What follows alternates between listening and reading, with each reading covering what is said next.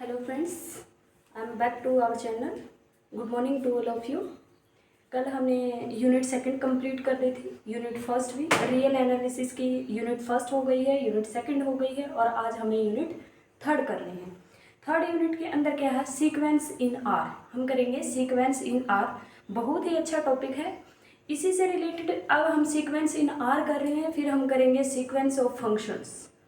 Similarly यहाँ पे series of are करेंगे, फिर बाद में करेंगे सीरीज ऑफ फंक्शन। तो इनको ना ध्यान से समझना। अगर अपने पास ये समझ में नहीं आई तुम्हें सीक्वेंस इन आर, तो सीक्वेंस ऑफ फंक्शन भी समझ नहीं आएगी।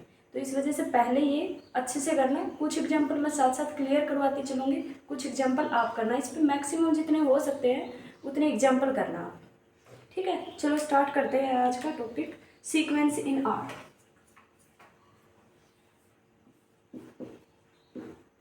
सीक्वेंस इन आर, ठीक है। यूनिट थर्ड स्टार्ट हो चुकी है अभी, ठीक है।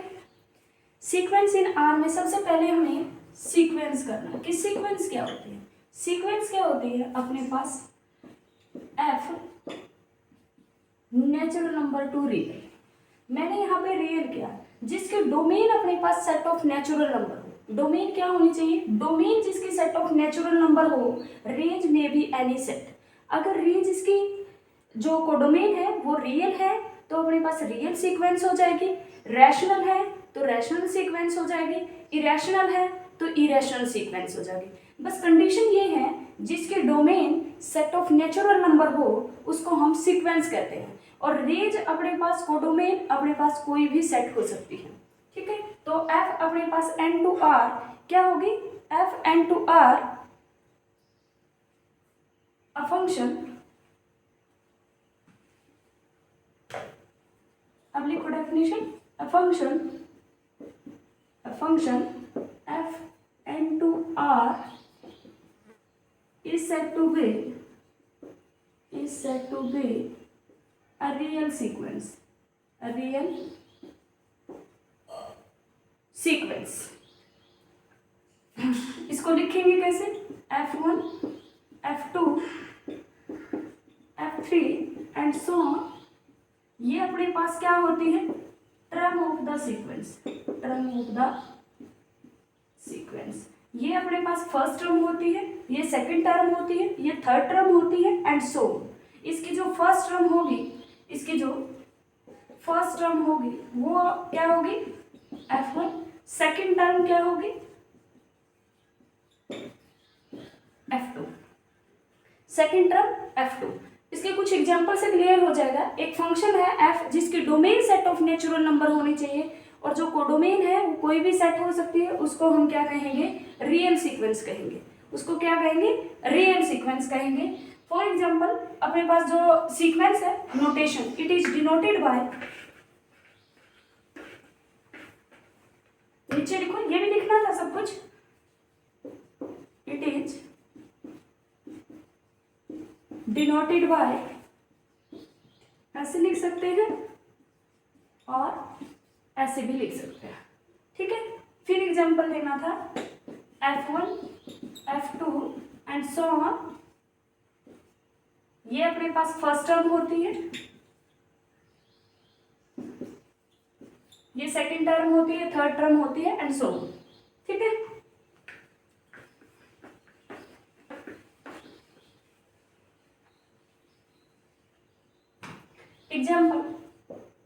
एग्जाम्पल में फर्स्ट एग्जाम्पल लिखो। मैंने लिखा 1, 2, 3, 4 एंड सो ऑन। और इसका जो Fn लिखेंगे, इसका Fn क्या बनेगा अपने पास? n, ठीक है। Fn जो होगा, Fn जो रहेगा इसमें वो Fn n रहेगा। तो इस सीक्वेंस को कैसे लिखेंगे हम? ठीक है। इसकी जो फर्स्ट टर्म है वो क्या होगी? F1 इसकी फर्स्ट टर्म होगी 1, F2 लोगे, सेकंड टर्म कितनी है? 2, थर्ड टर्म कितनी है? 3, फोर्थ टर्म कितनी है? 4 और nth टर्म कितनी है? n। Number of term sequence के अंदर इनफिनाइट होती है। Number of term in sequence infinite.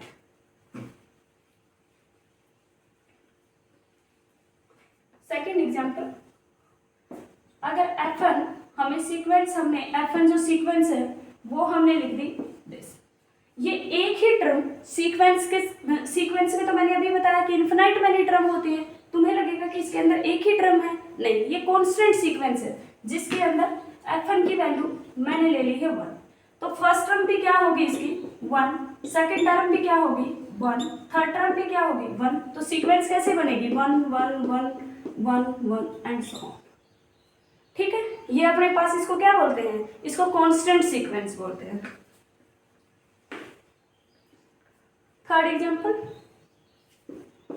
1/n, मैं बार बार FN नहीं लिखूंगी, ये मैं डायरेक्ट लिख रही हूँ 1 में n sin 1/n 1/n factorial n factorial en 1 + 1/n 1 - 1/n 1 + 1/n की पावर n।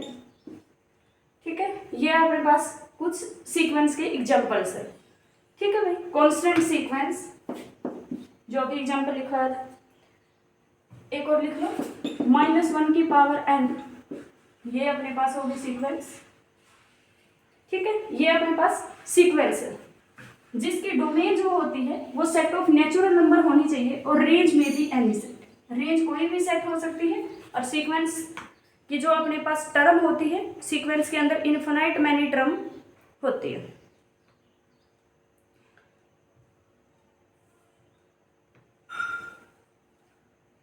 नेक्स्ट है अपने पास रेंज ऑफ सीक्वेंस। सॉरी, एक मिनट, पहले हम बताएंगे type of sequence. Type of sequence, type of sequence. First type है अपने पास constant sequence. Constant sequence, constant sequence किसे बोलते हैं, constant sequence that means f of n is equal to c for all n belongs to natural number. इस c की जगह 1 हो सकता है, 2 हो सकता है, कोई भी रियल नंबर हो सकता है।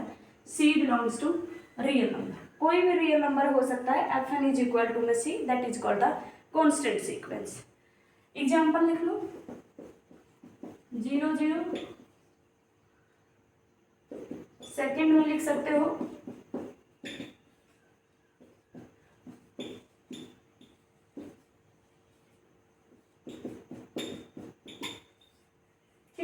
ये अपने पास होती है constant sequence. Second type monotonic sequence. बस यहाँ पे आगे मैं इनको क्लियर करवाऊंगी अच्छे से, बस टाइप में ही लिखना है अभी। Monotonic sequence, monotone sequence. Monotone sequence जो होती है वो दो टाइप की होती है। एक तो होती है मोनोटोनिक इंक्रीजिंग सीक्वेंस, एक होती है मोनोटोन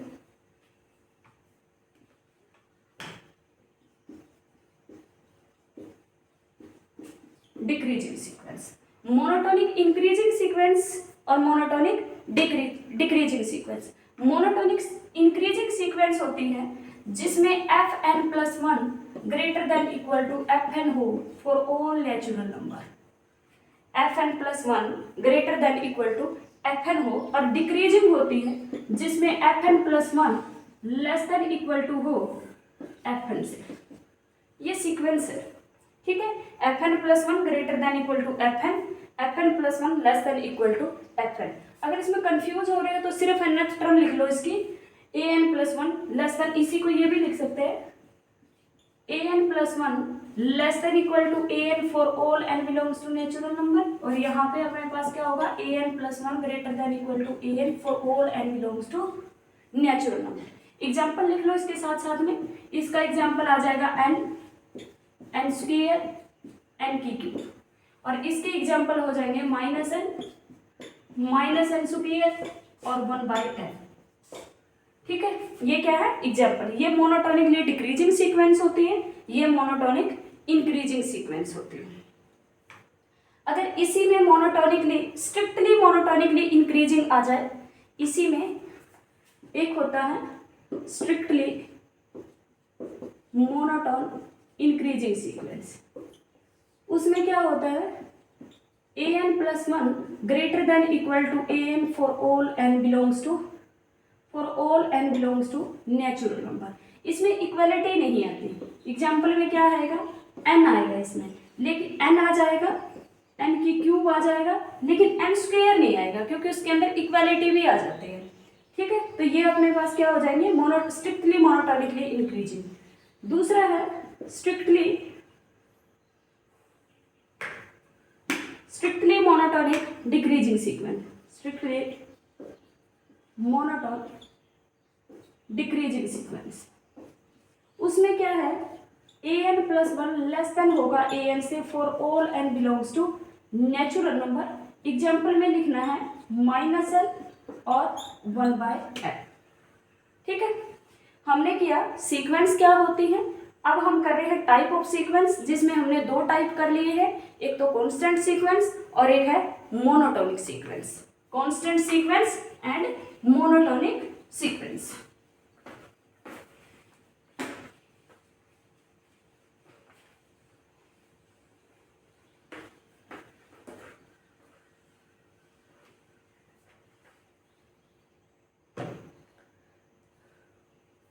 स्ट्रिक्टली मोनोटोन होगा, strictly monotonically increasing, decreasing, bounded sequence. अगला है बाउंडेड सीक्वेंस। बाउंडेड सीक्वेंस के अंदर क्या होता है, बाउंडेड सीक्वेंस में होता है for all n,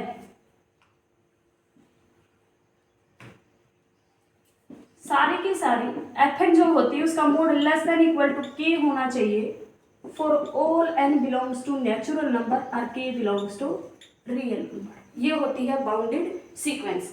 bounded above, bounded below, detail में करवाऊंगी मैं ये अभी एक बार बस आपको थोड़ा थोड़ा बता रही हूँ, जिससे आपको ये हो जाए कि इस टॉपिक के अंदर हमें टाइप ऑफ सीक्वेंस में अगर आ जाए तो हमें क्या रिप्लाई करना है, क्या आंसर करना है, बस ये टाइप ऑफ सीक्वेंस है। ठीक है, बाउंडेड सीक्वेंस। अनबाउंडेड सीक्वेंस क्या होती है, जैसे इसका एग्जाम्पल लिखना हो तो 1/n बाउंडेड सीक्वेंस होती है, जिसमें n जो है वो बिलोंग करता है नेचुरल नंबर से, n बिलोंग करता है नेचुरल नंबर से। ठीक है, फिर आता है अनबाउंडेड सीक्वेंस।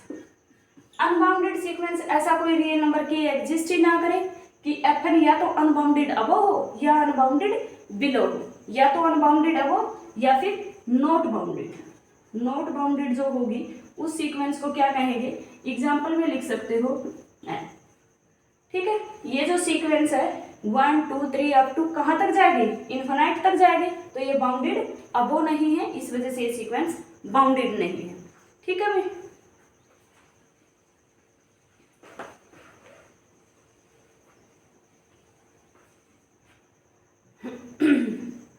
हमने सीक्वेंस कर लिया था। अब हमें करना है, अब मेन टॉपिक से स्टार्ट हो रहे हैं कि हमें करना है अब रेंज ऑफ सीक्वेंस। क्या करना है, range of sequence. Range of sequence क्या होती है, रेंज ऑफ सीक्वेंस के अंदर the set of all distinct element of the sequence, the set of all distinct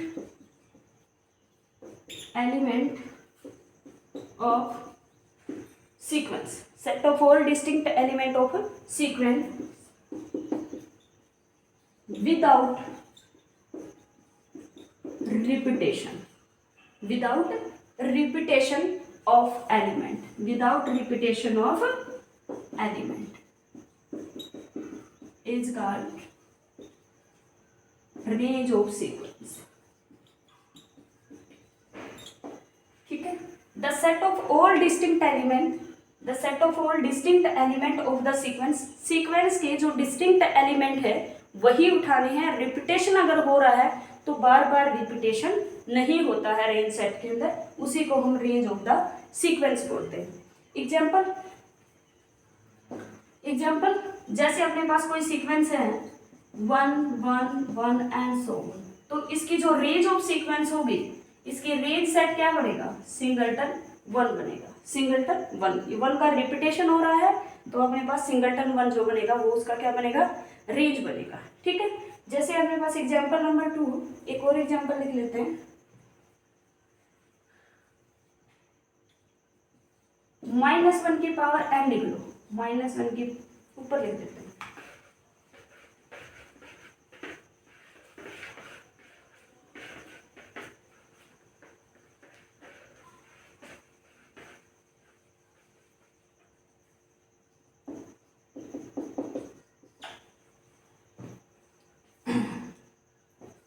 example, -1 की पावर n लिख लो। तो इसके अंदर क्या आएंगे एलिमेंट, 1 -1। सीक्वेंस के अंदर कैसे एलिमेंट आएंगे, 1 -1 1 -1 एंड सो। और जो इसकी रेंज होगी सीक्वेंस -1 की पावर n की, वो क्या होगी, 1 और -1। कितने एलिमेंट आए हैं, 2। ठीक है। और अपने पास एग्जाम्पल, जैसे मैंने लिख लिया, सीक्वेंस जो लेनी है वो हमने ले ली 1 1/2 1/3 एंड सो, ये हो गया। इसकी रेंज सेट में तो सीक्वेंस क्या बन गई अपने पास, जो an है, सीक्वेंस जो बनेगी fn, वो क्या है 1/n, और n belongs to natural number. ठीक है, ये nth टर्म होगी, ये अपने पास सीक्वेंस होगी। इसकी अपने पास रेंज क्या होगी, इसकी रेंज क्या होगी, 1 भी आएगा क्योंकि रिपीटेशन ही नहीं हो रहा, 1 आएगा, 1/2 आएगा, 1/3 आएगा, ये सारी की सारी क्या हो जाएगी, रेंज हो जाएगी किसकी, 1/n की। ठीक है, जैसे अपने पास मैंने एग्जांपल लिखा n 1 2 3, ये सीक्वेंस होगी, और इसका जो रेंज निकालना है वो भी क्या होगा, रेंज सेट में भी सारे आएंगे। ठीक है, ये इसका रेंज सेट हो जाएगा। कॉन्स्टेंट सीक्वेंस बता दिया। अपने पास नेक्स्ट लिखना है 1 + 1/n की पावर n। अगर ये सीक्वेंस है तो इसकी रेंज सेट क्या बनेगा, 1 + 1 की पावर n, 1 + 1/2 की पावर n, सॉरी,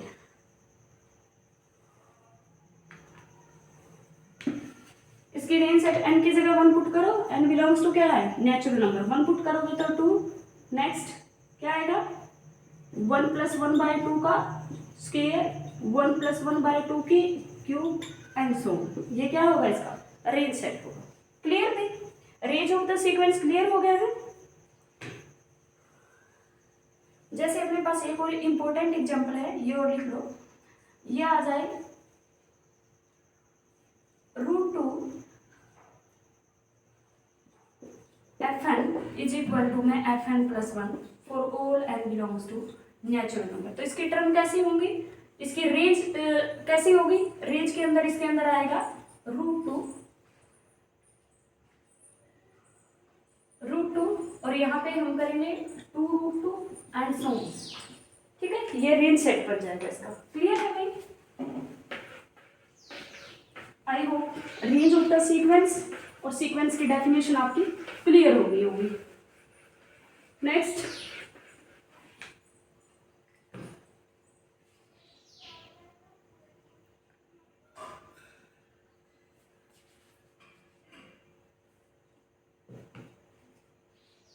सबसीक्वेंस।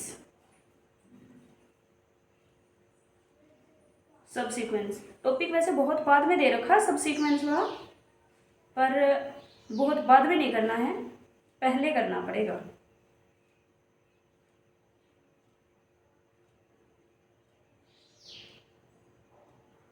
उसके बाद है सबसीक्वेंस। सबसीक्वेंस पहले सबसीक्वेंस करना पड़ेगा, उसके बाद ही, क्योंकि टॉपिक वाइज ही चलेंगे ना, जो इसमें अपने सिलेबस में दे रखा, मुझे पता है सबसे पहले ही इसमें कन्वर्जेंट सीक्वेंस दे रखा, लेकिन हम सीधा कन्वर्जेंट पे नहीं जा सकते। हमें सबसे पहले सीक्वेंस की डेफिनेशन पता होनी चाहिए, सीक्वेंस क्या होती है, टाइप ऑफ सीक्वेंस पता होना चाहिए, उसके बाद रेंज ऑफ द सीक्वेंस क्या होती है, जो मेन टॉपिक होता है सीक्वेंस की डेफिनेशन, और उसके बाद range of the sequence. Similar way अब सीक्वेंस का पता है, रेंज ऑफ सीक्वेंस का पता, अब हमें पता होना चाहिए कि सब सीक्वेंस क्या होती है, फिर वहाँ सब सीक्वेंस के बाद पता होना चाहिए सीक्वेंस बाउंडेड कब होती है, अनबाउंडेड कब होती है, उसके बाद हमें लिमिट पॉइंट की जानकारी होनी चाहिए, limit of the sequence, limit point और लिमिट ऑफ द सीक्वेंस क्या होती है, उसके बाद हम कन्वर्जेंस पे आते हैं। ठीक है, तो पहले हमें बेसिक करना पड़ेगा। ठीक है, सब सीक्वेंस के अंदर क्या होता है, fn अगर कोई भी सीक्वेंस है, be a sequence of positive integer such that, जैसे मैंने ai greater than AJ, then the sequence F and K is called the subsequence. Subsequence. अगर हमने FN कोई भी FN any sequence है for all n belongs to natural number. For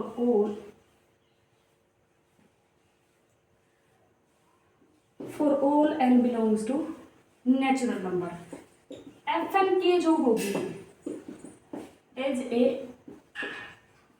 subsequence of FN. ठीक है, वही for all n belongs to natural, ये subsequence बनेगा। कैसे बनेगी? जैसे हमने लेट कर लिया कि एक सीक्वेंस ले ली, एफएन जो है वो हमने सपोज कर लिया वो मेरे पास एन है, यानी कि जो सीक्वेंस है मेरे पास वो ये है। ठीक है, इसकी सबसीक्वेंस क्या होगी? अगर मैं एफएन के लूँ, वो एफएन के मैंने क्या ले ली? मैंने 2n ली। ठीक है, एफएन के मैंने एक सबसीक्वेंस ले ली 2n। अब ये वाली जो सबसीक्वेंस है ये, इसको हम सबसीक्वेंस कहेंगे क्योंकि इसके अंदर सारे एलिमेंट आ जाएंगे 1 2 3 and so n belongs to natural number है, इसमें आएंगे 2 4 6, यानी कि सारे के सारे।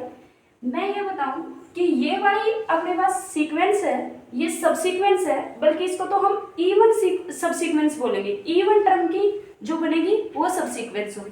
सिमिलरली अगर अपने पास इसको मैंने लिख दिया A2n, ठीक है, अगर F2n लिख दूं, चलो ये इवन टर्म की जो सीक्वेंस है, ये इवन टर्म, इसके इवन टर्म्स की एक सीक्वेंस बना दी और उसको हमने क्या कह दिया? सब सीक्वेंस। हम इसको 2n+1 की यानी कि ओड टर्म की सीक्वेंस बना देते, ऐसे चलती रहती, तो ये भी इसकी क्या होगी? सब सीक्वेंस। ठीक है, अगर मैंने इसको ये बना दिया होता 3n, तो इसमें क्या आएंगे? नेचुरल नंबर रखेंगे 3 6 9 एंड सो। ठीक है, मैं 5n भी बना सकती थी, 7n भी बना सकती थी, तो ये मेरे पास क्या होती है? सब सीक्वेंस। बट इसी की जगह ये नहीं है कि मैं कोई रैंडम टर्म लिख दूंगी। जैसे हमने इसके अंदर सीक्वेंस हम क्या लेके चले थे? हम सीक्वेंस लेके चले थे ये, मैंने बताया कि ये भी इसकी सब सीक्वेंस होगी, ये भी इसकी सब सीक्वेंस होगी, और ये भी इसकी सब सीक्वेंस होगी। ठीक है, लेकिन अगर आप चाहो इसको ये लिख दो 1 7 और 9 और 10 और 11 12 13 15, मतलब कोई भी एक ऑर्डर नहीं बन रहा है कि कुछ भी हम एन लिख ही नहीं पा रहे हैं, एनथ टर्म ही नहीं निकाल पा रहे कि क्या बने, तो ये सबसीक्वेंस नहीं होगी, ये not subsequence, subsequence of n. ठीक है, ये इसकी सबसीक्वेंस नहीं हो सकती। सबसीक्वेंस के लिए पैटर्न बनना चाहिए, सीक्वेंस की ही टर्म का कोई एक पैटर्न बना दे तो उसको हम सबसीक्वेंस कहते हैं। ठीक है भाई, तो सबसीक्वेंस के लिए सीक्वेंस के ही कुछ टर्म आएगी, हो सकता है। अच्छा, एक चीज और क्लियर करवा दो, ये खुद इटसेल्फ सीक्वेंस भी खुद की सबसीक्वेंस होती है, खुद जो एन है वो खुद की ही सबसीक्वेंस है। ठीक है, every sequence is subsequence of itself. तो ये सारे के सारे सबसीक्वेंस है, लेकिन आप हमारे पास एक पैटर्न बनना चाहिए सीक्वेंस की टर्म्स का, तो उसी को हम सबसीक्वेंस बोलेंगे। क्लियर है इतना?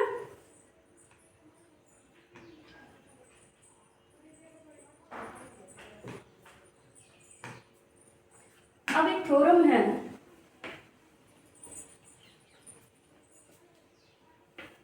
मैं बाद में कन्वर्जेंट में लिखवा दूँ, चलो बाद में लिखवा दूँ।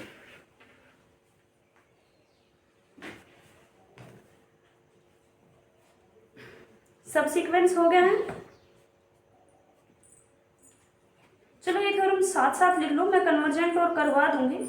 थ्योरम लिख लो, एक बार समझा दूंगी इसको। Theorem number first, if a sequence fn converts to L, if a sequence fn converts to L, then every subsequence must be converged to L, but converge not to. That means every subsequence अगर L को converge कर रही है तो जरूरी नहीं है every subsequence must be converged to L. ठीक है, must be converged to L. जैसे हमने किया, एक एग्जांपल ले लिया, -1 की power n, every subsequence must be convergent, यही रखना, must be convergent. आगे करेंगे इस थ्योरम को. If a sequence fn converges to L, then every subsequence must be convergent. लेकिन converge true नहीं है, -1 की पावर n है, तो इसके अंदर मैंने क्या किया, ये fn है, अगर मैं f2n लूंगी तो अपने पास क्या आएंगे, 1 1 1 1, कन्वर्जेंट है ये, constant sequence must be convergent. f2n + 1 लेंगे तो इसमें सारे की सारे आएंगे -1 सो ये भी कन्वर्जेंट है. इसकी दो ही सब सीक्वेंस बनेगी और दोनों की दोनों कन्वर्जेंट है, बट इसकी जो सीक्वेंस इटसेल्फ है वो क्या नहीं है, कन्वर्जेंट नहीं है. लेकिन सीक्वेंस इटसेल्फ क्या नहीं है, कन्वर्जेंट नहीं है. तो ये थ्योरम कहती थी कि अगर कोई सीक्वेंस है वो कन्वर्ज कर रही है किसी भी नंबर L को, तो is convergent, fn is convergent, then every subsequence must be convergent. एक भी ऐसी सबसीक्वेंस आपको मिल गई जो कन्वर्जेंट नहीं है तो सीक्वेंस कभी भी कन्वर्ज नहीं करेगी. ठीक है,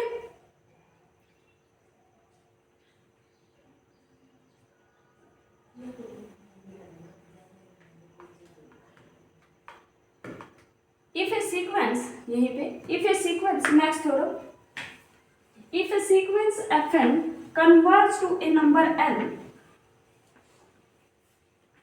theorem number second, if a sequence fn converge to L, then every subsequence must be converged to L, every subsequence must be converge to, उसकी हर सबसीक्वेंस L को कन्वर्ज करेगी अगर सीक्वेंस कन्वर्जेंट है और वो L को कन्वर्ज कर रही है. ठीक है, next theorem,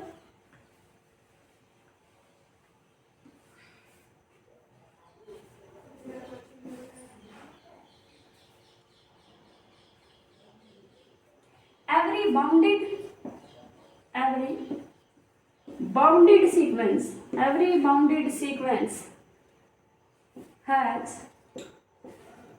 at least one convergent subsequence. अगर कोई भी सीक्वेंस बाउंडेड है तो उसकी एटलीस्ट वन कन्वर्जेंट सबसीक्वेंस होगी. ठीक है,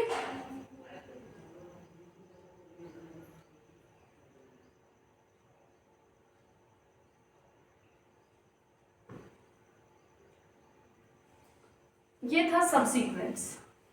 ठीक है, और ये इस पे कुछ थ्योरम थी. मुझे पता है मैंने कन्वर्जेंट की लिखवा दी है लेकिन टॉपिक नहीं करवाया कन्वर्जेंट, अभी करवाऊंगी वो, बस आप एक बार के लिए लिख लो, ये थोड़ी समझ आ जाएंगी बाद में. नेक्स्ट है बाउंडेड सीक्वेंस. बाउंडेड ये लग गया होगा ना. ठीक है, बाउंडेड सीक्वेंस,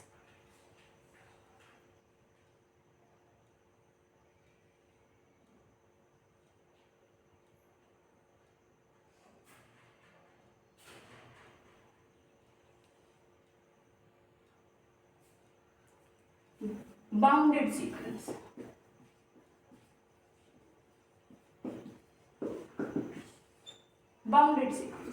बाउंडेड सीक्वेंस के से पहले बाउंडेड और अनबाउंडेड दो तरह की सीक्वेंस होती है।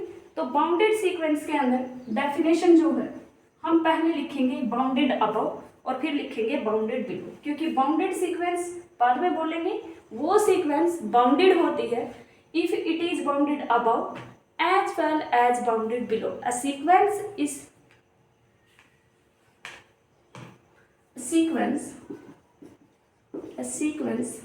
Fn is said to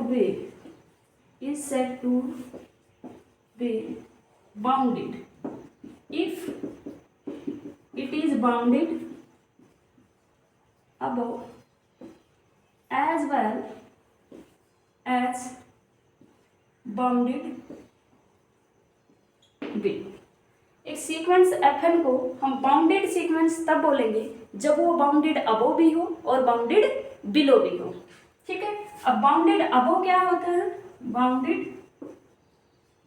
above, ठीक है, बाउंडेड अबव में if A sequence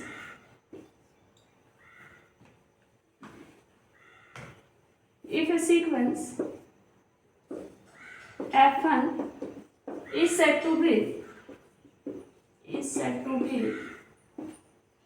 bounded above if there exists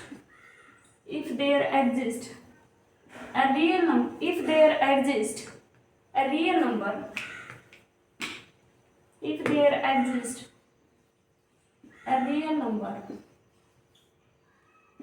k such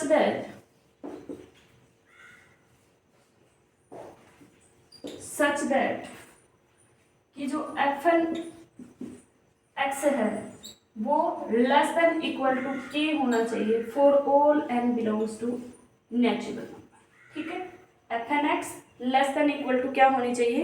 k होनी चाहिए। Fn x की बजाय सीक्वेंस में लिख लोगे तो भी कोई दिक्कत नहीं है। Fn क्या होनी चाहिए? Less than equal to k होनी चाहिए for all natural number n। If a sequence Fn is said to be unbounded above if there exists a real number k such that Fn less than equal to k, और जो ये k रहेगा ये upper bound हो जाएगा।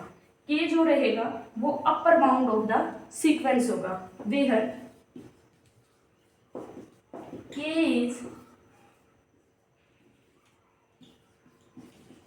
अपर bound of sequence Fn। ठीक है भाई, सीक्वेंस Fn का k अपर बाउंड रहेगा। क्लियर है? अब अपने पास इसी में लिखवा देती हूँ bounded below.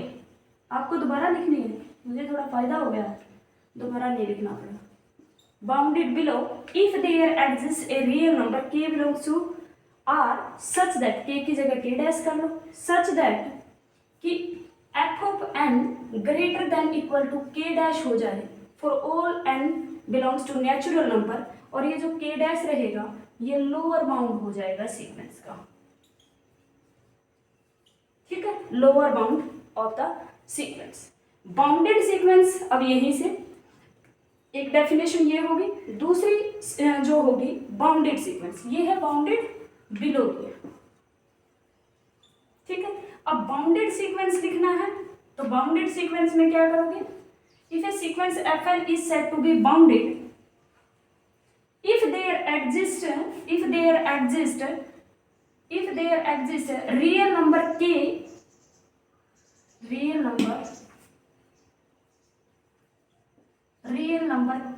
and k dash such that f of n less than equal to k greater than equal to k dash, और इसी को लिख सकते हैं, ये जो k डैश रहेगा lower bound and k is upper bound. ठीक है, और इसी को हम ये भी लिख सकते हैं Fn का mod less than equal to k। अब ये जो बाउंडेड रहेगी ये सीक्वेंस माइनस k से k के बीच में रहेगी। ठीक है, तो ये अपने पास माइनस k से k में रहेगी, और ये k डैश लिख लिया Fn, ये लोअर बाउंड होगा, ये अपर बाउंड होगा। ये सीक्वेंस क्या है? Bounded sequence. ठीक है भाई, क्लियर? अब इनके एग्जांपल भी लिख लेते हैं।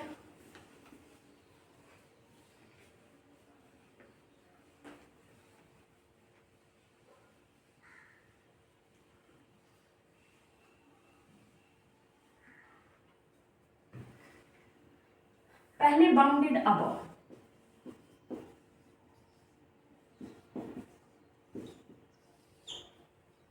ठीक है, बाउंडेड अबव, बाउंडेड अबव में minus n, n belongs to natural number है भाई, 1/n minus n square for all n belongs to natural number. ये बाउंडेड अबव सीक्वेंस होगी। कैसी होंगी? बाउंडेड अबव सीक्वेंस, ठीक है।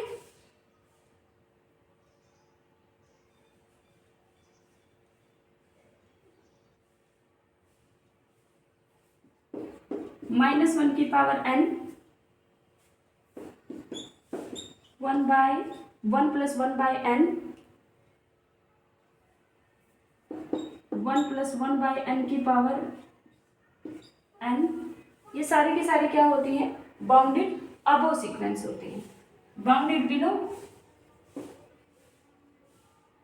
कांस्टेंट सीक्वेंस में लिख लो एक, ठीक है। बाउंडेड बिलो में कौन सी होती है? ये बाउंडेड बिलो होती है, 1/n भी बाउंडेड बिलो होती है, -1 की पावर n भी बाउंडेड बिलो होती है, 1 + 1/n की पावर n भी बाउंडेड बिलो होती है, n स्क्वायर भी बाउंडेड बिलो होती है। सारी की सारी बाउंडेड बिलो सीक्वेंस होती है। अब है बाउंडेड सीक्वेंस। कांस्टेंट सीक्वेंस भी बाउंडेड बिलो भी होती है और अबव भी। अब है bounded sequence.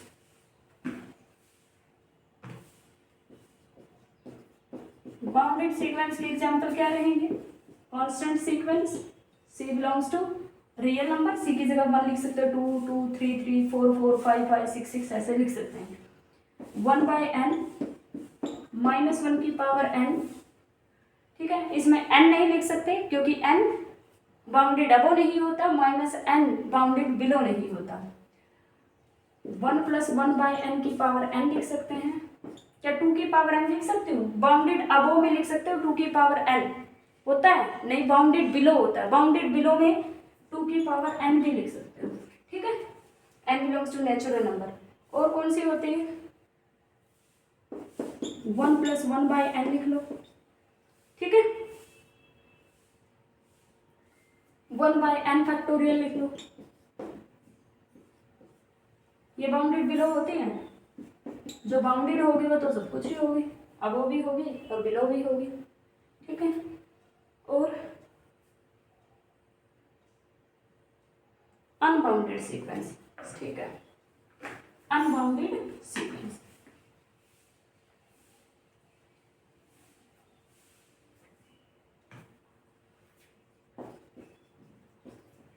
unbounded a sequence is said to be unbounded if either unbounded above or unbounded below, ठीक है। A sequence is said to be unbounded if either unbounded above और unbounded below, ठीक है। या फिर unbounded above भी हो और unbounded below भी हो। एग्जाम्पल लिखोगे, ये अनबाउंडेड सीक्वेंस होती है, ये भी अनबाउंडेड सीक्वेंस होती है, ये भी अनबाउंडेड सीक्वेंस होती है, -1 की पावर n, ये भी अनबाउंडेड सीक्वेंस होती है। और कोई एग्जाम्पल आ रहा है ध्यान में? 2 की पावर n लिख लो, अनबाउंडेड सीक्वेंस होती है, ठीक है। ये सारी अनबाउंडेड सीक्वेंस है, ठीक है।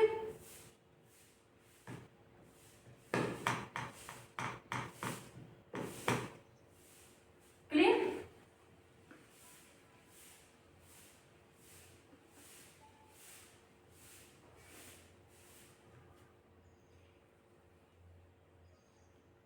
Limit of A sequence, limit of sequence.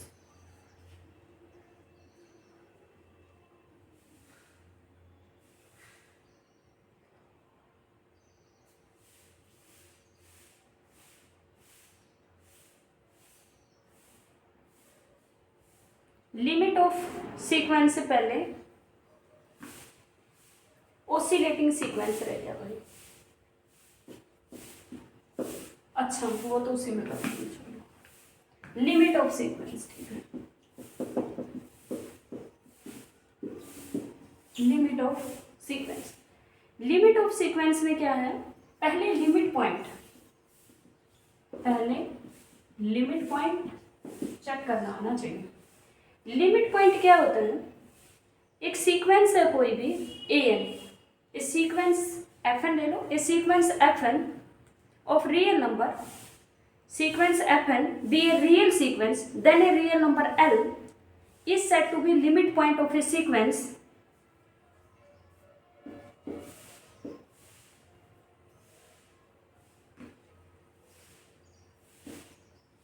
let fn be real sequence, then a real number, then a real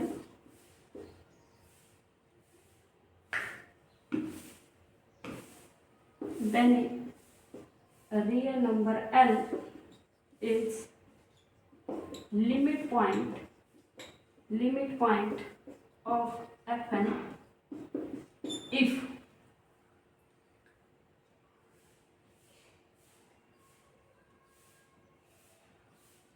every neighborhood of L, every neighborhood of L contains infinite many term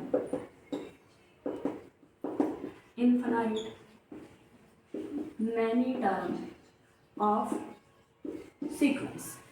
fn अपने पास कोई real sequence है, then a real number L उसका limit point होगा fn का, if every neighbourhood of L की आप कोई भी नेबरहुड उठाओ और वो इन्फिनाइट मैनी टर्म सीक्वेंस की अगर कंटेन कर लेती है, अपने अंदर ले लेती है, तो उसको हम कहते हैं limit point of A sequence.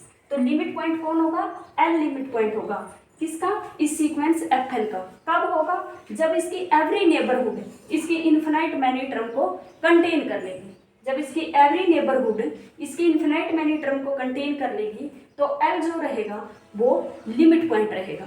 Graduation में समझाया जाता है कि लिमिट पॉइंट एक वो भी होता है, क्योंकि लिमिट पॉइंट की डेफिनेशन से थोड़ा आपको क्लियर हो जाएगा, लेकिन आप थोड़ा ध्यान रखिए इस चीज़ का। अगर किसी पॉइंट के पास नेबरहुड से अगर आप नहीं समझ पा रहे हैं, तो आप अगर अपने पास क्या है कि कोई भी, जैसे मैंने 1/n ले लिया, ठीक है, भीड़ कहाँ पे इकट्ठी हो रही है नंबर्स की, जीरो के पास जाओगे तो जो नंबर्स है इसके, जो एलिमेंट है इसके, वो बिल्कुल क्लोज आते जाएंगे, तो जीरो इसका लिमिट पॉइंट बन जाएगा। इसका लिमिट पॉइंट क्या बन जाएगा, जीरो जो है इसका वो लिमिट पॉइंट हो जाएगा, जीरो इसका लिमिट पॉइंट हो जाएगा, ठीक है।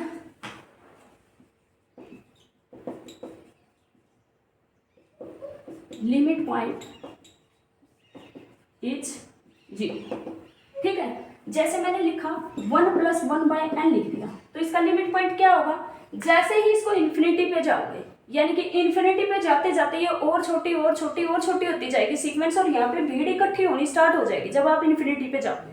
तो यहाँ ये किसको अप्रोच करने लग जाएगा उस टाइम, 1 को, और यही 1 इसकी क्या हो जाएगी, इसका लिमिट पॉइंट हो जाएगा। इसका एक ही लिमिट पॉइंट होगा 1। जैसे मैंने एक सीक्वेंस ले ली -1 की पावर n, इसके कितने लिमिट पॉइंट होंगे, या तो इसके अंदर 1 आ रहा है या इसके अंदर -1 आ रहा है, तो इसके अंदर इसके कितने लिमिट पॉइंट होंगे, 1 और -1 2 लिमिट पॉइंट होंगे, ठीक है। जैसे 2 की पावर n ले लिया मैंने, 2 की पावर n, कहीं भी जाकर इस पे भीड़ इकट्ठी हो रही है, नहीं हो रही, तो इसका कोई भी लिमिट पॉइंट नहीं होता, इसका कोई भी लिमिट पॉइंट नहीं होता। जैसे हमने एक एग्जांपल और लिख देती हूँ, n लिख दिया, यहाँ पे कहीं भीड़ इकट्ठी हो रही है, नेचुरल नंबर लेती जा रही हूँ, एक बड़ा नेचुरल नंबर आता जा रहा है, लेकिन भीड़ तो कहीं इकट्ठी नहीं हो रही, तो इसका भी कोई लिमिट पॉइंट नहीं होता। आप ऐसे भी कर सकते हैं, डेफिनेशन ये है कि उस L को हम लिमिट पॉइंट तब बोलेंगे जब उस L की एवरी नेबरहुड का मतलब क्या है कि एक number epsilon greater than 0 exist कर जाए, देयर एग्जिस्ट नहीं फॉर गिवन अपसाइलन, कोई भी आपको एक अपसाइलन नंबर दिया जाए L minus epsilon L plus epsilon जो ये नेबरहुड है ये कंटेन कर ले किसकी, infinite many term of fn को कंटेन कर ले फॉर किसी भी, for all n greater than equal to m के लिए एक ऐसा नेचुरल नंबर m मिल जाए कि उससे बड़ी हर टर्म के लिए ये fn की इन्फिनाइट मैनी टर्म को अपने अंदर लेता हो। एवरी नेबरहुड है, एक कोई भी अपसाइलन नंबर दे, वो अपसाइलन वो कुछ भी दे सकता है ग्रेटर देन 0, तो ये कहता है कि उस जो n की नेबरहुड बनेगी वो fn की इन्फिनाइट मैनी टर्म को कंटेन कर ले, किसी एक ऐसा m एग्जिस्ट कर जाए कि उससे बड़ी हर टर्म के लिए वो क्या करे, इसके इन्फिनाइट मैनी पॉइंट को कंटेन कर ले, तो वो लिमिट पॉइंट होगा, इस l को लिमिट पॉइंट बोलेंगे। या फिर मैंने बताया जैसे जहां पर भीड़ इकट्ठी होती हो नंबर्स की, एलिमेंट्स की, यानी कि नंबर्स की भीड़ जहां इकट्ठी हो रही है उसी को लिमिट पॉइंट बोलते हैं। जैसे मैं इसको 1 रख रही हूँ, ठीक है 1 आ रहा है, मैं 2 रख रही हूँ और छोटा हो रहा है, मैं 1/3 रख रही हूँ और पास आ रहा है 0 के, मैं 1/4 कर रही हूँ और पास आ रहा है 0 के, यानी कि देखना जैसे मैं इन्फिनिटी पे जाऊंगी तब तो ये बिल्कुल ही 0 को अप्रोच कर जाएगा, 0 नहीं होगा 0 को अप्रोच कर जाएगा, यानी कि वहां पे क्या हो रही है, 0 के पास भीड़ इकट्ठी हो रही है। देखो कितना गैप है, मैं 1 थोड़ा सा क्लियर कर देती हूँ इससे, क्योंकि लिमिट पॉइंट एक ऐसा कॉन्सेप्ट है ना जो समझ ही नहीं आता। 1/n है, मैंने जैसे ही इस n की जगह मैंने रखा 1, ठीक है, तो कितना आएगा भाई 1 आएगा। मैंने n की जगह रखा 2, 1/2, देखो 1/2 का गैप था पहले, n की जगह हमने रखा 3, तो कितना आया 1/3। अब देखो गैप इससे कम हो गया है, फिर n की जगह मैंने 4 किया तो क्या होगा 1/4 और कम हो गया, लेकिन ये किसके पास जा रहा है, ये किसके पास जा रहा है, मैंने 1 में इन्फिनिटी रखूंगी लास्ट में तो ये 0 को अप्रोच कर जाएगा, यानी कि 0 के पास और भीड़ इकट्ठी होती जा रही है। भीड़ इकट्ठी का मतलब नंबर ज्यादा आ रहे हैं, गैप कम हो रहा है, नंबर ज्यादा आएंगे, ठीक है, भीड़ इकट्ठी हो रही है तो 0 ही इसका क्या हो जाएगा, लिमिट पॉइंट हो जाएगा।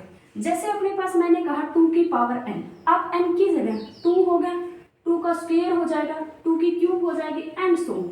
किसी भी नंबर के पास भीड़ इकट्ठी नहीं हो रही, नंबर दूर दूर पड़े हैं, ठीक है, तो अपने पास ये क्या नहीं बनाएगा, कोई भी लिमिट पॉइंट नहीं होगा। जैसे मैंने n लिख लिया, n की जगह 1 2 n क्यों मैंने किया तो क्या होगा 1 2 3, यहाँ पे भीड़ इकट्ठी दिख रही है आपको, नहीं हो रही, किसी नंबर के पास भीड़ इकट्ठी नहीं हो रही, तो ये अपने पास इसका कोई भी लिमिट पॉइंट नहीं होगा, ठीक है। डेफिनेशन वो है, लेकिन ये समझने के लिए है कि जो इनिशियल स्टेज पे अगर कोई बच्चा तैयारी कर रहा है तो उसको लिमिट पॉइंट उस डेफिनेशन से नहीं होएगा, उसको क्लियर नहीं होएगा कैसे नेबरहुड लेते, क्योंकि अभी तक इतनी कमांड नहीं है। तो आपको क्या करना है, ऐसे जाना है, क्योंकि ग्रेजुएशन में ऐसे ही समझाया जाता है कि जहाँ पे भीड़ इकट्ठी हो वही लिमिट पॉइंट बन जाता है, ठीक है भाई, क्लियर। फिर भी अगर कोई कमी रहेगी हो लिमिट पॉइंट में तो आप कमेंट कर देना, मैं दोबारा करवा दूंगी। अब हमें करना है लिमिट ऑफ द सीक्वेंस। एक सीक्वेंस के एक से ज्यादा लिमिट पॉइंट हो सकते हैं, जैसे सीक्वेंस है -1 की पावर n, इसके कितने लिमिट पॉइंट हैं 1 और -1, इसके 2 लिमिट पॉइंट है, 1 और -1 2 लिमिट पॉइंट है। तो एक सीक्वेंस के एक से ज्यादा लिमिट पॉइंट हो सकते हैं, लेकिन जो लिमिट होती है ना सीक्वेंस की वो यूनिक होती है। लिमिट क्या होती है, limit of the sequence must be unique.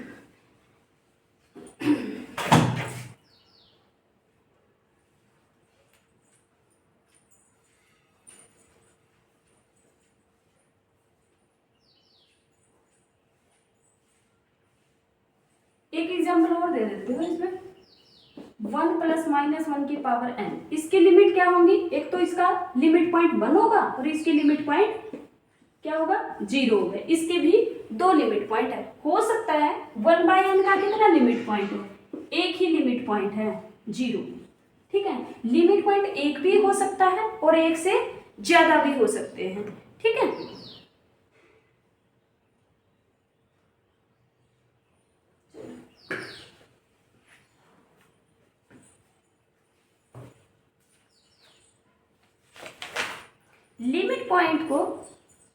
Limit point find out करने का कोई रूल नहीं है, बस उसको प्रूफ किया जा सकता है।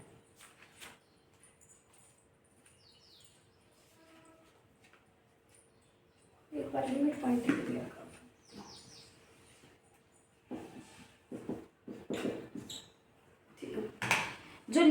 पॉइंट है, बाउंडेड सीक्वेंस है, हमने अभी देखा, मैंने एग्जांपल दिया था, बाउंडेड सीक्वेंस का लिमिट पॉइंट होगा या नहीं होगा, ये बताना है आपको कि अगर कोई बाउंडेड सीक्वेंस है तो उसका लिमिट पॉइंट होगा या नहीं होगा। अगर अपने पास कोई कांस्टेंट सीक्वेंस है, कोई कांस्टेंट सीक्वेंस है, जैसे मैंने ले ली, तो उसके अंदर एक ही टर्म, एक ही लिमिट पॉइंट होगा, यूनिक लिमिट पॉइंट होगा, और वही इन्फिनाइट मैनी टाइम रिपीट होगा, इन्फिनाइट मैनी टाइम रिपीट होगा। ठीक है, कोई ऐसी sequence, does there exist a sequence have no limit point, कुछ नोट बना दो इस पे।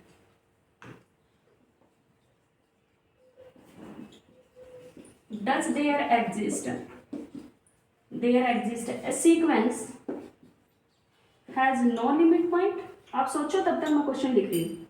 Has no limit point. दूसरा है, does there exist a sequence has one limit point? Third, does there exist a sequence has all limit point?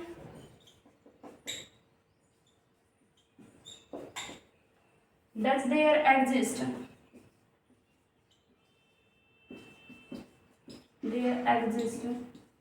a sequence has infinite limit point? Does there exist a sequence has finite many point? Does there exist a sequence has finite limit point? ठीक है भाई,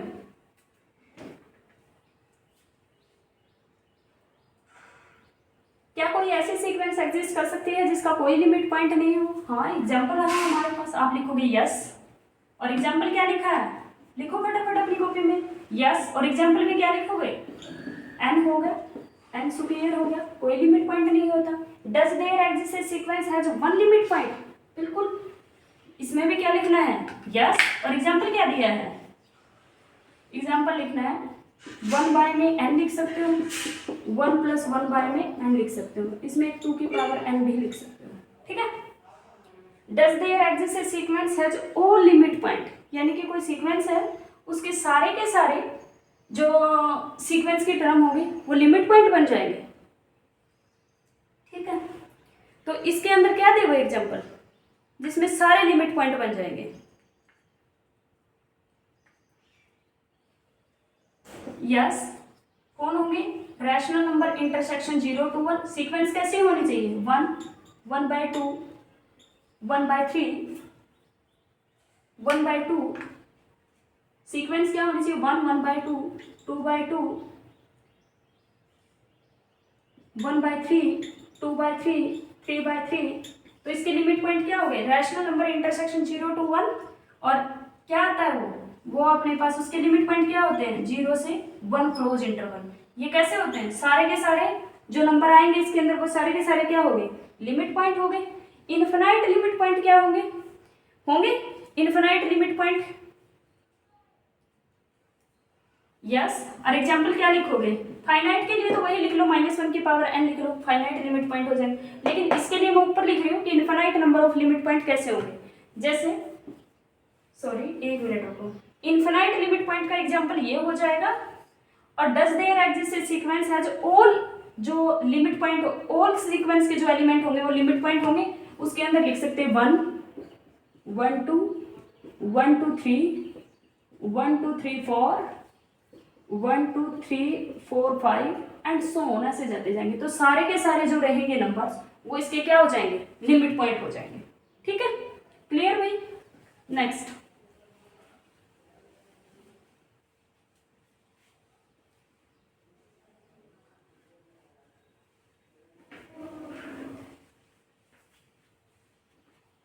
limit of sequence से पहले आप करोगे convergent sequence, convergent sequence, limit वहीं से समझा दूंगी। कन्वर्जेंट, एक सीक्वेंस को हम कन्वर्जेंट कब बोलेंगे, एक सीक्वेंस को कन्वर्जेंट कब बोलेंगे, A sequence Fn is said to be convergent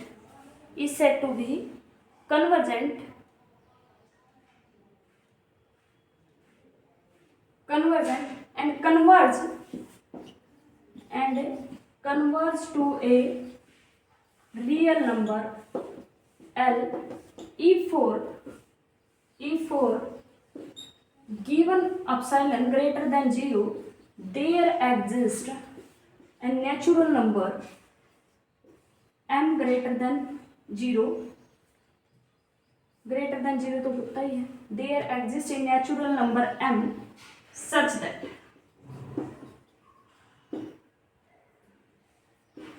f of x minus l का mod less than epsilon for all n greater than equal to m। कुछ फाइनाइट मैनी टर्म को छोड़ के, यानी कि कोई एक ऐसा m एग्जिस्ट कर जाए कि उससे ऊपर की हर टर्म के लिए f of x minus l का मोड लेस देन एप्सिलॉन हो जाए, तो हम कहेंगे कि ये सीक्वेंस कन्वर्जेंट है। और ये किसको कन्वर्ज कर रही है? l को कन्वर्ज कर रही है। और इसको कैसे लिखते हैं? Limit n tends to infinity, ये f ऑफ n है, कहीं आपको x समझ लो आप, ठीक है, fn, ठीक है। Limit n tends to infinity fn is equal to में l। और ये जो l होती है ना बच्चे, वो क्या होती है? लिमिट ऑफ द सीक्वेंस होती है, लिमिट ऑफ द सीक्वेंस। और ये l जो होती है ना, ये ऑलवेज यूनिक होती है, ठीक है, ये क्या होती है? यूनिक। तो अपने पास सीक्वेंस को कन्वर्जेंट कहेंगे और वो कन्वर्ज कर रही है किसी रियल नंबर l को, अगर अपने पास for given epsilon greater than 0 there exist a natural number m such that fn minus l का mod less than epsilon for all n greater than equal to m हो जाए, that means limit n tends to infinity fn is equal to में l। और ये जो l होती है ये इस fn की लिमिट होती है, और लिमिट हमेशा यूनिक होती है। यहीं से एक नोट बना के लिख लो,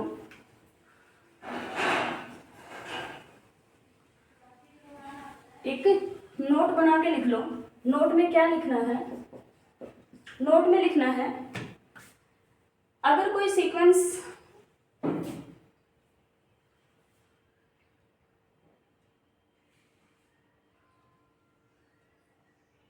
क्या लिखवाना था, मैं वही चीज भूल गई।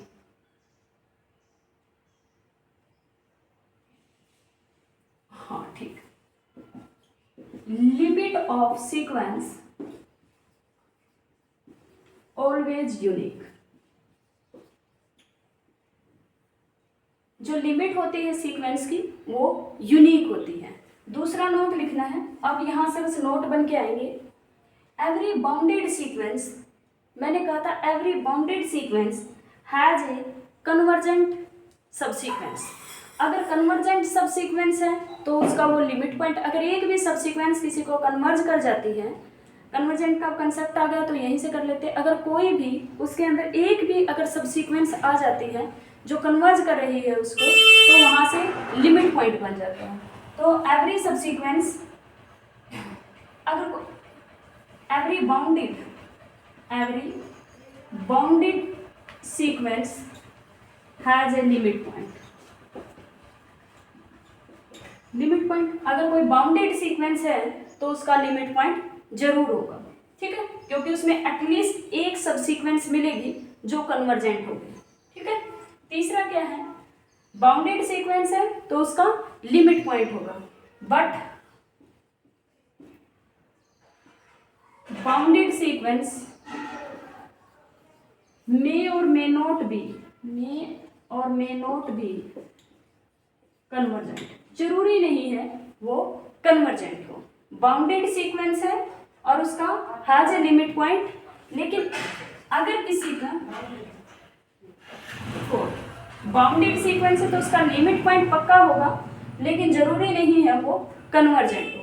एग्जांपल दे देती हूँ इसी के अंदर ताकि आपको क्लियर हो जाए। -1 की पावर n, ये सीक्वेंस बाउंडेड है और इसके लिमिट पॉइंट क्या है? 1 और -1 क्या है? लिमिट पॉइंट है, बट ये सीक्वेंस कन्वर्जेंट नहीं है। ठीक है, ये सीक्वेंस क्या नहीं है, कन्वर्जेंट नहीं है। ठीक है भाई, थर्ड पॉइंट लिखो,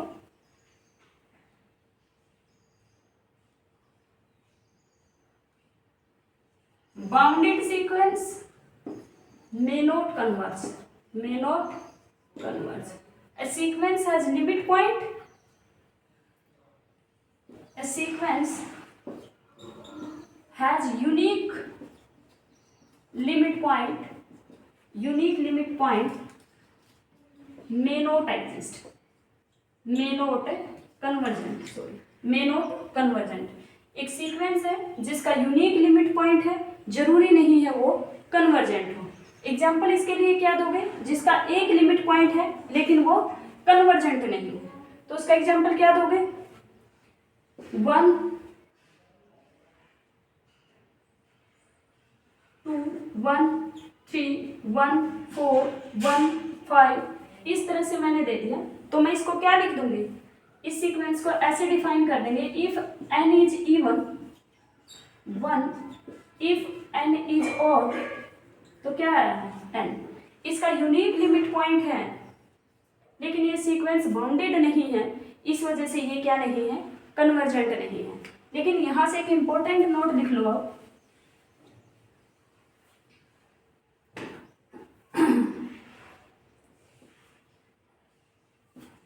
every bounded plus unique limit point, unique limit point sequence must be convergent. ठीक है, वो क्या होगी, कन्वर्जेंट होगी। क्लियर भाई। अब कन्वर्जेंट के और कुछ नोट है, एवरी कन्वर्जेंट सीक्वेंस, थ्योरम है बल्कि, एवरी कन्वर्जेंट, इसी के कन्वर्स बन जाएंगे, every convergent sequence has unique limit point, दूसरा बनेगा every convergent sequence is bounded। ठीक है, क्लियर है। कुछ एग्जांपल, -1 की पावर n, n की पावर 1/n, ये सीक्वेंस कन्वर्जेंट होते हैं और कन्वर्ज करते हैं किसको, 1 को, ये 1 को कन्वर्ज कर रही है, ये कन्वर्जेंट नहीं होते।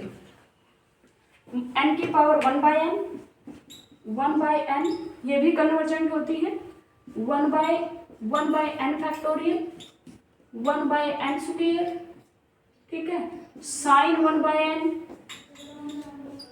ठीक है, ये सारे के सारे सीक्वेंस क्या होती हैं, कन्वर्जेंट होती है। ठीक है, एक और लिख लो, सीक्वेंस n+1 -n, अगर यहाँ प्लस आ जाएगा तो कन्वर्ज नहीं करेगी, अब ये कन्वर्जेंट होगी, इसको रैशनलाइज करके सोल्व करना पड़ेगा। ठीक है, ये मैं आप लोगों के लिए लिख रही हूँ example.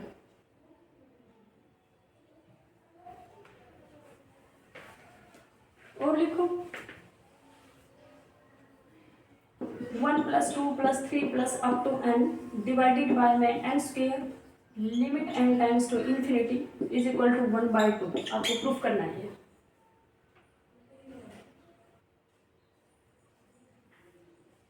Limit n tends to infinity 1/n की power p is equal to 0 if p greater than 0। Clear है भाई, ये सारे के सारे तो कन्वर्जेंट तक हो गया है। अब अपने पास कन्वर्जेंट सीक्वेंस के 3 टाइप होते हैं। Sequence has 3 type.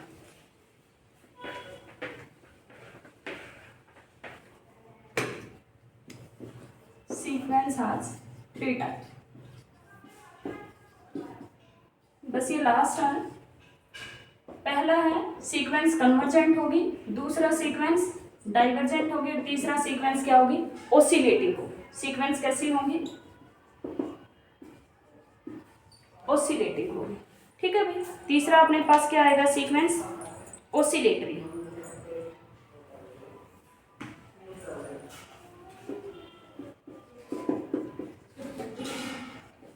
Sequence oscillatory होगी, ठीक है, ऑसिलेटरी। कन्वर्जेंट होगी, डाइवर्जेंट होगी, ऑसिलेटरी। कन्वर्जेंट सीक्वेंस हमने कर दिया। डाइवर्जेंट सीक्वेंस क्या होती है? डाइवर्जेंट सीक्वेंस जो नॉट कन्वर्जेंट है, नॉट कन्वर्जेंट, वो सीक्वेंस डाइवर्जेंट होगी। जैसे अपने पास या तो प्लस इन्फिनिटी को डाइवर्ज करेगी या फिर किसको डाइवर्ज करेगी? माइनस इन्फिनिटी को। लेकिन नॉट कन्वर्जेंट है, उसको हम डाइवर्जेंट नहीं कहेंगे, वो ऑसिलेटरी को। डाइवर्जेंट सीक्वेंस क्या होती है? नॉट कन्वर्जेंट नहीं, सॉरी, डाइवर्जेंट सीक्वेंस होती है जो या तो ये बोल सकते हैं जो कन्वर्ज करे इन्फिनिटी को और माइनस इन्फिनिटी को, जो कन्वर्ज करती हैं इन्फिनिटी या माइनस इन्फिनिटी को, वो डाइवर्जेंट सीक्वेंस होती है। फिर अपने पास ऑसिलेटरी सीक्वेंस क्या होती है? जो ना तो कन्वर्ज करती है और ना डाइवर्ज करती है, नाइदर कन्वर्जेंट नॉर डाइवर्जेंट। क्या है? Neither convergent nor divergent. और डाइवर्जेंट में एग्जांपल n ले सकते हो, n स्क्वायर ले सकते हो, और डाइवर्जेंट में और क्या लिख सकते हो? माइनस n लिख सकते हो, माइनस n स्क्वायर लिख सकते हो, ठीक है। ये सीक्वेंस जो या तो कन्वर्ज करे प्लस इन्फिनिटी को या कन्वर्ज करे माइनस इन्फिनिटी को, उन सीक्वेंस को हम डाइवर्जेंट सीक्वेंस कहते हैं। जो कन्वर्ज करती है या तो प्लस इन्फिनिटी को या माइनस इन्फिनिटी को, that is called divergent sequence. Oscillatory sequence neither convergent nor divergent. Example क्या लिखोगे इसके अंदर? -1 की पावर n लिख लो।